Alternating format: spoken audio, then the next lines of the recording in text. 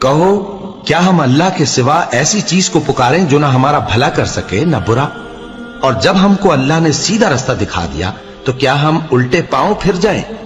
پھر تو ہماری ایسی مثال ہو جیسے کسی کو جنات نے جنگل میں بھلا دیا ہو اور وہ حیران ہو رہا ہو،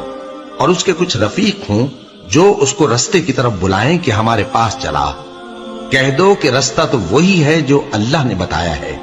اور ہمیں تو یہ حکم ملا ہے کہ ہم اللہ رب العالمین کے فرما بردار بنے، اور یہ بھی کہ نماز پڑھتے رہو اور اس سے ڈرتے رہو، اور وہی تو ہے جس کے پاس تم جمع کیے جاؤ گے،